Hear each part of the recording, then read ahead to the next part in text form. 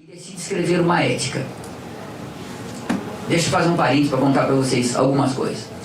Nesse momento, veja, 53, o Stalin morre. Em 56, você tem o 20º Congresso da União Soviética, que denuncia, lembra o Khrushchev, denuncia os crimes do Stalin, mas o Khrushchev diz, olha, não tem nada a ver com isso, a crime era do Stalin, nós não, tá certo? Como vocês vão, né? E o resultado disso começa a ser um processo de desestalinização. E começa ao mesmo tempo, no plano internacional, a tentativa da União Soviética adiar, levar para diante, empurrar com a barriga o que parecia ser um conflito nuclear inevitável com os Estados Unidos. Então começa uma política assim, olha, vamos dar tempo para a União Soviética desenvolver suas bombas atômicas para ser capaz, tá certo, de enfrentar um conflito nuclear com os Estados Unidos, caso esse conflito aconteça.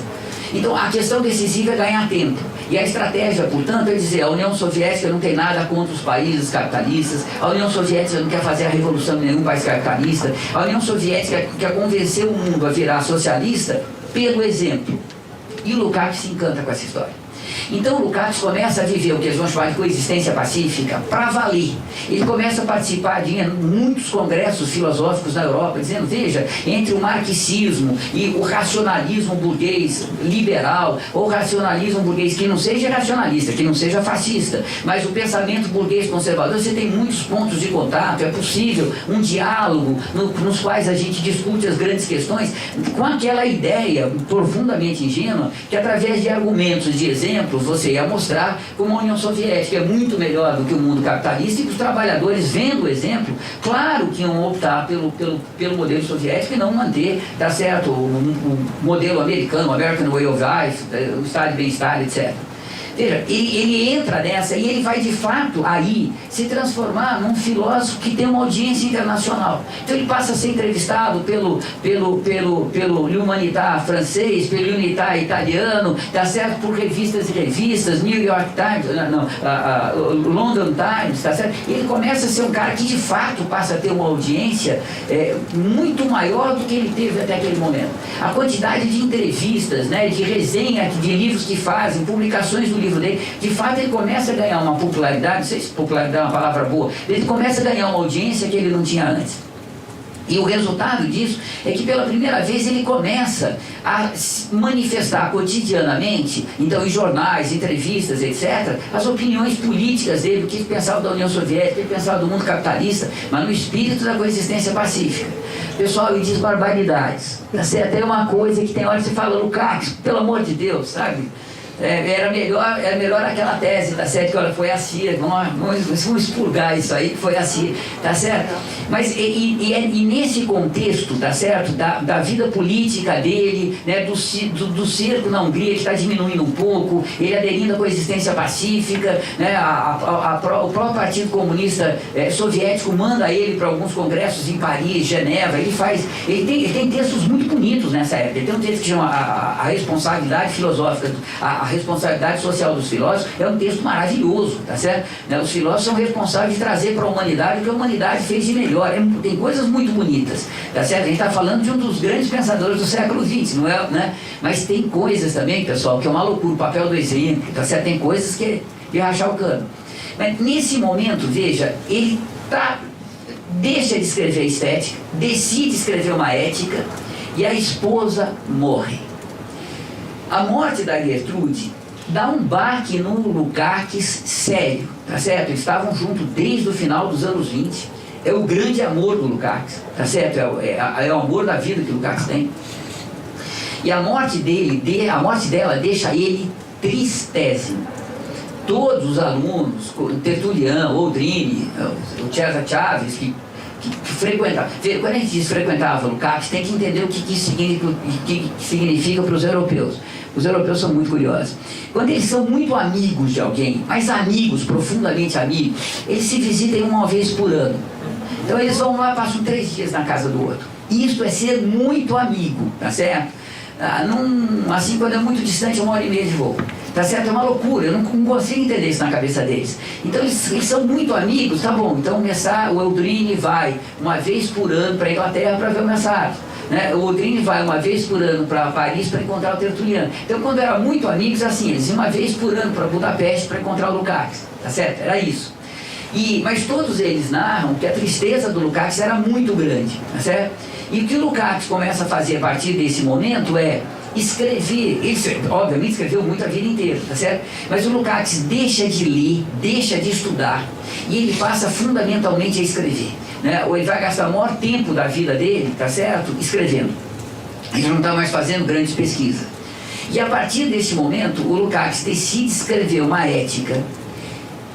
E a razão da transição para a ética não é clara. Se a gente conversasse com o Messages, com o Tertuliano, com o Aldrini, os caras próximos, cada um tem uma teoria diferente, tá certo? Não são teorias exatamente contrapostas, mas ninguém... E o Lukács não tem nenhum texto claro que diz, ó pessoal, é mais importante escrever uma ética do que continuar a estética. O fato é que ele decide escrever uma ética. E nesse meio tempo, o editor alemão dele, que eu não me recordo o nome,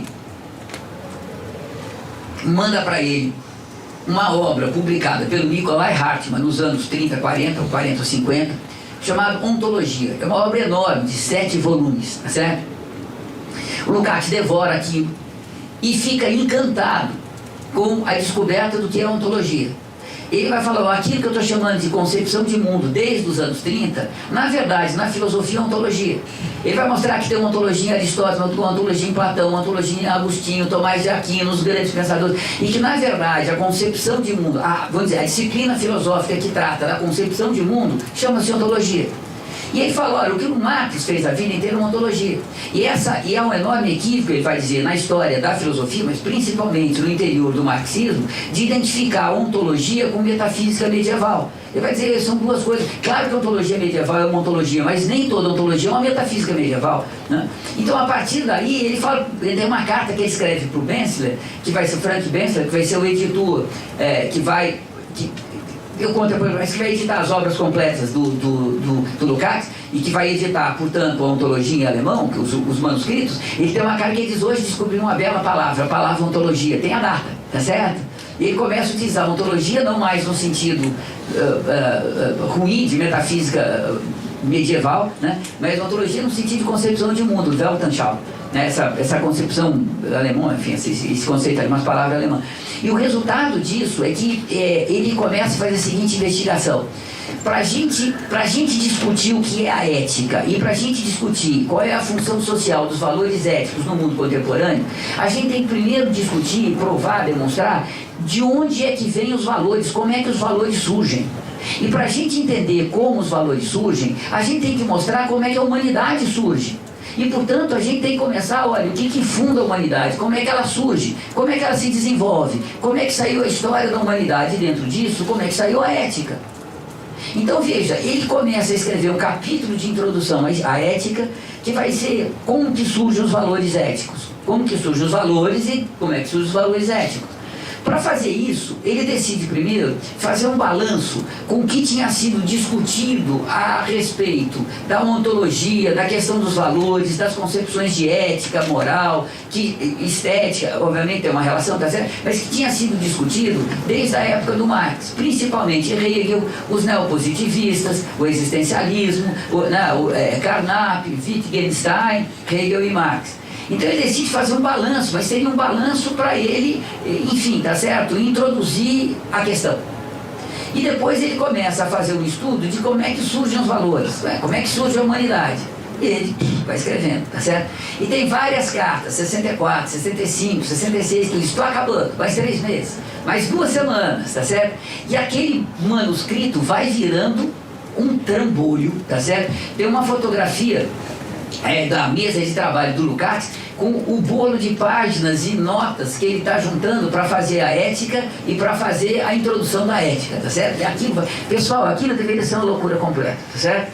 E ele trabalhava assim, ele escrevia à mão, aí ele ditava para uma datilógrafa, isso tudo em alemão, não grita, tá certo? Ditava para uma datilógrafa, aí ele corrigia o texto datilografado e depois escrevia, tá certo? E isso aí vai virando um calhamaço. E quando chega em 68 para 69, o manuscrito eu não sei quantas tem, mas certamente tem mais de 1.500, 1.800 páginas, é um calhamaço, tá certo? Ele decide que está na hora de entregar para os alunos mais próximos dele para dar uma discutida e fazer a redação final. Ele entrega para Agnes Heller, Frederick Ferrer, Georg Masso, Voida, tá certo? Que eram os alunos mais próximos, que depois que ele vai chamar de Escola de Budapeste, né? Num texto que ele publica em Londres, tá certo? Ele entrega para os caras e os caras não entendem bulufas. Não entendem nada. Não é que tem discordância. Eles não entendem do que se trata. Vale dizer que nesse momento, a Agnes Heller, o Frederick Ferrer, o Voida, o Marcos, etc., o Eorce, eles já estão se aproximando do Habermas e estão começando o processo de transição deles para as universidades ocidentais. E essa transferência vai ser feita a um preço ideológico altíssimo, tá certo? Com exceção do Georg Marcus, que se transforma num liberal. Todos eles viram anticomunistas mesmo. A Agnes Heller apoia o Bush em invasão do Iraque, tá certo? Chega no final da vida, chega nesse ponto, tá certo? Então vão se transformar em anticomunistas. O que eles vão escrever contra Lukács é uma vergonha completa. Se quem quiser, depois manda um e-mail para mim, eu mando um texto que eu acabei de terminar, mandei para o anuário Lukács que o Instituto publica, mas eu posso mandar para vocês, tá certo? Que eu faço uma pequena história do que eles vão dizer do Lukács. É uma vergonha, tá certo? É uma coisa absolutamente pusilânime, é uma coisa horrível, né? Mas eles estão começando, mas o fato é que eles pegam aquilo e eles não entendem bulufas. Por que a gente sabe que eles não entendem bulufas? Porque eles escreveram a não compreensão deles, tá certo? Eles escreveram um texto em alemão que eles entregam para o Lukács. O Lukács lê aquilo e o Lukács deve ter entrado em pânico. Porque se nem os caras mais próximos a eles estão entendendo, quem é que vai entender? Tá certo? Aí, bom... O que a gente sabe é que neste momento, eu não sei dizer para vocês exatamente a data, mas nesse momento, o Lukács recebe a notícia que a tosse que ele vinha tendo há alguns anos é um câncer de pulmão e que ele vai morrer em pouco tempo. Ele sabe, então, que ele não vai ter tempo de reescrever aquele manuscrito inteiro. O projeto da ética, ele sabe que vai ser impossível de fazer. Ele tem notas, depois, eu falo para vocês depois, ele tem notas, tá certo? Mas ele sabe que não vai escrever a ética nunca, é impossível. E ele decide, então, escrever um texto de introdução ao manuscrito que ele não vai ser capaz de reordenar, de reexpor, tá certo? Então ele decide escrever o que ele vai chamar de prolegômenos a uma ontologia do ser social hoje tornada possível. E ele vai chamar o manuscrito de Para a Ontologia do Ser Social. Então, ele passa a escrever um texto que são os prolegômenos ao texto, que depois vai chamar de ontologia, tá certo? E aí é uma tristeza, pessoal. O texto, ele vai escrevendo o texto tem uns 250 páginas, e ele deixa de escrever o texto semanas antes de morrer, 12, 15 semanas antes de morrer. É triste. Você vê o Lukács desfalecendo no texto, sabe? Putz, quando eu estava fazendo a tradução, eu chorei, que vocês não imaginam. A impressão que eu tinha é que eu estava morrendo no meu colo, sabe? O cara fala, eu vou voltar, né? Daqui eu volto a escrever sobre isso, e 3 páginas depois acabou, sabe? O texto começa a ter frases que é impossível compreender. Se vocês pegarem todas as traduções, cada tradução traduziu coisa inteiramente distinta. E não é erro de tradução, não é erro de compreensão. Ali você pode interpretar de várias formas, porque de fato o texto não faz sentido, tá? E nossa, é triste que vocês imaginam. Para mim, pelo menos, foi uma experiência triste para Dedéu. Mas ele vai escrevendo os prolegômenos, e aí chega um dia que depois o Eorce, num texto muito bandido, conta que ele não conseguia mais, né? Então ele não conseguia nem mais ditar o texto para a secretária, para a datilógrafa. Então o texto dos manuscritos estão todinho, manuscrito mesmo na mão dele, né? Nem ele editou, nem corrigiu, tá certo? E aí eu acho que tem uma passagem do texto que ele conta que o Lukács pegava com a mão trêmula, né, os manuscritos, não conseguia mais trabalhar, colocava em cima da mesa. Imagina a dor e a tristeza, né? Mas nesse momento, para não deixar o Lukács, segundo Eorce, para não deixar o Lukács também sem nenhuma atividade na cama, esperando para morrer, né? Imagina, respirando cada vez pior, é uma morte horrível, né? O cara morre sufocado, é terrível. Eles pegam um roteiro de autobiografia que o Lukács tinha feito para fazer uma entrevista com o Lukács, e aí meio que fazer o Lukács. e eles gravam entrevistas, tá certo? Vão montando a entrevista, e sai um texto muito bonito, que chama Pensamento Vivido, que foi publicado no Brasil pela editora de Viçosa e pela antiga editora Ad Hominem, que foi a editora que herdou a tradição do grupo Ensaio, que era ligado ao Chazinho, lembra? Que era companheiro da Esther Weisman, do qual eu fiz parte uma época, aproveitando, aprendi com ele, aprendi com o Chazinho 8 anos, que eu não aprenderia em 20 anos sozinho, tá certo? Devo ao Chazinho uma enormidade, do ponto de vista intelectual. Claro que é uma dívida impagável e incobrável, né? Mas a dívida é real, tá certo? Mas enfim, tá certo? O Lukács sai o Pensamento Vivido e o Lukács falece no dia 4 de junho de 71, o Lukács morre, né? E aí acontece uma coisa muito, muito curiosa. Na década de 70 já começou, porque depois a gente sabe, a crise final do bloco soviético. E aí eles não sabem o que fazer com o Lukács, porque ao mesmo tempo o Lukács, nesse momento, é o intelectual húngaro mais importante, o grande filósofo marxista do século XX, etc, etc, e todavia um crítico do stalinismo, pelo menos um crítico do stalinismo, do interior do stalinismo muito grande. E eles decidem, tá certo, para não correr o risco do que fizeram com o principal poeta húngaro, nacionalista húngaro. Eles condenaram a poesia do cara e removeram os restos mortais para um cemitério, e isso pegou mal pra dedéu, não só no cenário internacional, mas no interior da própria Hungria. Eles não quiseram correr o mesmo risco com o Lukács. E o Lukács disse que ele queria ser enterrado junto com a Gertrude. Então eles pegam os restos mortais da Gertrude e enterram junto com o Lukács no Panteão dos Heróis da Hungria. É lindo o lugar. Eu conheci o ano passado, foi eu e a Mariana, nós fomos lá para a Hungria, e o neto do Lukács, depois fizeram conta a história, levou a gente para ver. Pessoal, eu chorei, vocês nem imaginam, Mariana também. Os húngaros olhavam para a gente, o que é esses babacas, entendeu? O que é isso, né? Mas nossa, foi uma emoção, sabe? Junto dos heróis, a maior parte deles stalinistas, aquele realismo socialista, sabe? Mas deu uma emoção, pessoal, sabe? Ver o velhinho ali e tal. Nossa, foi muito emocionante. E aí os caras não sabem o que fazer com a obra do Lukács. Tá certo? Não sabe o que fazer, porque ao mesmo tempo ele era crítico, tá certo? Ele tem um texto de crítica à invasão da União Soviética na Tchecoslováquia em 68, lembra? Ele tem um texto de crítica, mas a solução que ele propõe é uma solução completamente ingênua. Ele fala, precisamos de um processo de redemocratização. Ele diz, não estou brincando, por que o governo não pode deixar a população de um quarteirão decidir aonde que vai ficar a farmácia? Pessoal, tem sentido imaginar que o socialismo é a população de um quarteirão decidir onde vai ficar localizada a farmácia? Percebe? É uma coisa muito ingênua, no mínimo, né? Ele diz que os burocratas tinham que de livre e espontânea vontade, adotar um regime de revezamento nos cargos. Ninguém poderia ficar no cargo. Imagina que um burocrata vai fazer uma coisa dessa. De uma ingenuidade o texto. Mas é um texto crítico, nós temos que fazer o que aconteceu na Tchecoslováquia, não é admissível, não é no espírito socialista, tá certo? Então, o que você vai fazer com um pensador desse, tá certo?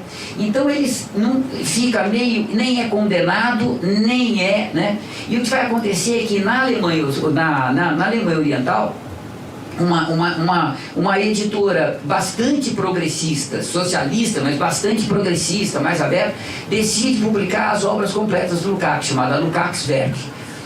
E isso rola uma negociação enquanto o Lukács ainda está vivo, né? O Lukács morre em 71, ao redor de 69 começa essa negociação.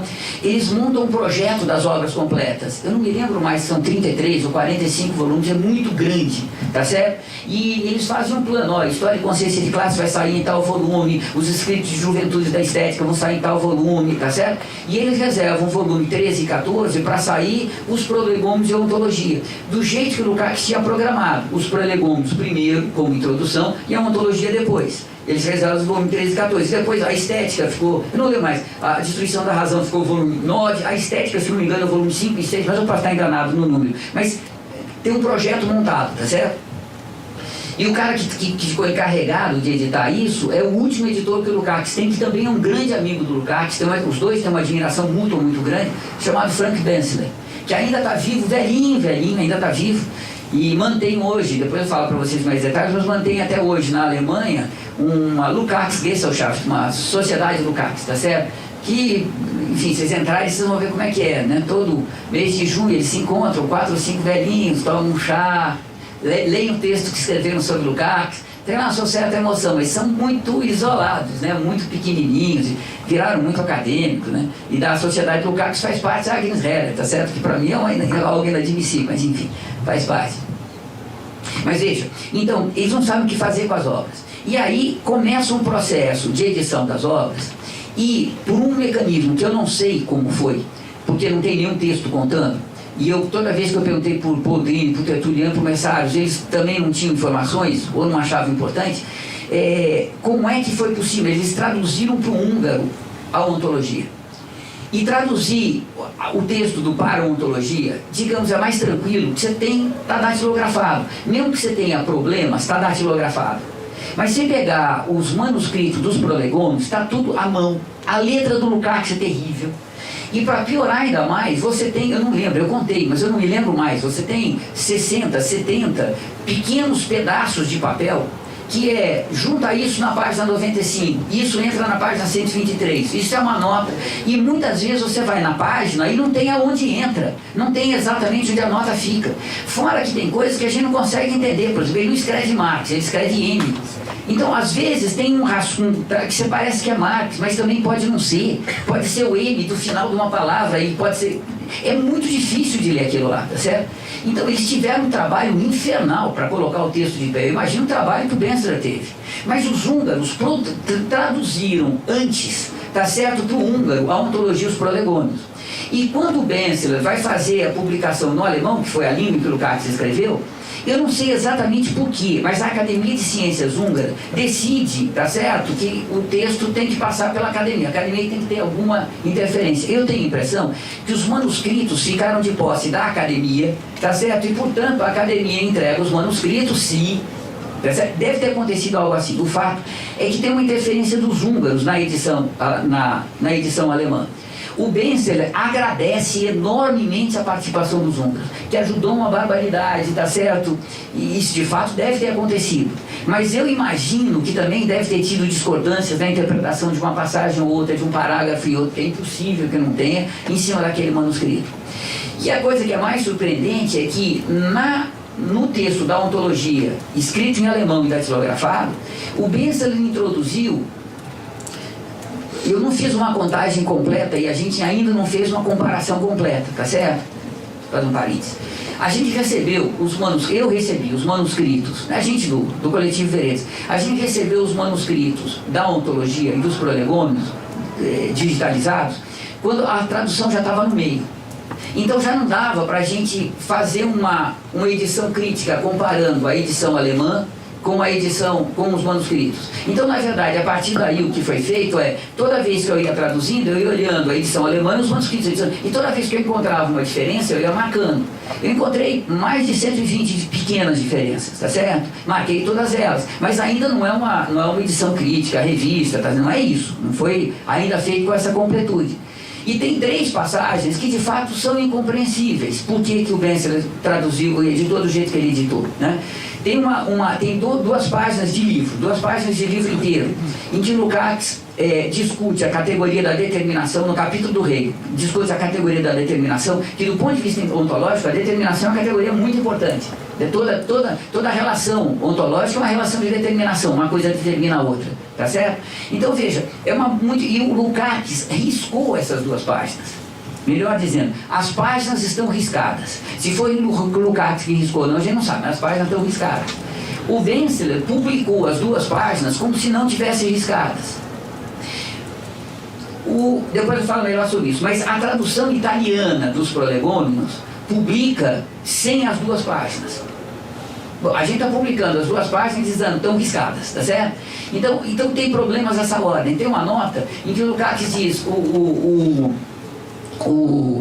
o Riazanov disse para mim que em Moscou tem mais de 15 volumes de manuscritos preparatórios do Capital do Marx que não foram publicados. Então ele diz, o Riazanov tem 2 passagens. Depois essas passagens estão riscadas. O Bensler publica como se não tivesse riscadas. O Scarponi, que traduziu para o italiano, não publica. A gente publicou dizendo que... Então, veja, tem diferenças. Mas não foi localizada nenhuma diferença absolutamente essencial. Você diz, opa, descobrimos uma ontologia nova. Não é nada semelhante a isso, tá certo? A maior parte das mudanças muda uma preposição, ou muda o início da frase, tá certo? Muda um pouco a ordem da frase, ou ele rearruma a frase. Mas não é uma coisa que você diz, o Benseler deturpou, ele diz, não é isso. Está longe disso, tá certo? A edição alemã é muito boa. Mas tem algumas diferenças aí. E provavelmente parte dessas diferenças talvez tenha a ver com a edição húngara. Como eu não leio húngaro, tá certo? Eu não vou ter jamais como comparar as duas, tá certo? Mas provavelmente tem algo aí no pedaço. Bom, a história da ontologia. Veja. O Lukács morre em 71. E isso coincide com o início, posso falar messarianamente, com a crise estrutural do capital. Já ouviram falar isso alguma vez no pedaço? Né? Com aquilo que o Messaros vai dizer que a partir dos anos 70, meados dos anos 70, começa a crise final do modo de produção capitalista. Mas é uma crise final, não é porque o final está próximo necessariamente, mas porque não tem saída da crise. Ou o capitalismo destrói a humanidade, ou a humanidade destrói o capital. Não tem meio termo possível. Diga, claro. Vocês querem dar uma paradinha de 15 minutos? Eu falo feito doido aí. Não, claro, vamos parar. Deixa só eu terminar isso e a gente fala, tá? Não, claro. Se vocês me deixarem, vocês estão vendo que eu... Baixinho tem que falar muito alto para os grandões não passarem por cima, tá certo? Então dá um complexo de inferioridade, tem um efeito aí. Mas veja, o que vai acontecer então é que quando ele morre, começa, tá certo, a crise estrutural do capital, mas isso não é indispensável, mas começa o desenvolvimento do que vai ser o pós-modernismo. Começa a crise final da União Soviética, a gente vive esse momento histórico. Então, a ontologia entra no debate intelectual no momento em que você tem uma avalanche de pensamento conservador e racionalista, neoliberal, etc., que torna qualquer ontologia, mas ainda mais uma ontologia de base marxista, algo, uma loucura completa, tá certo? Uma aberração completa.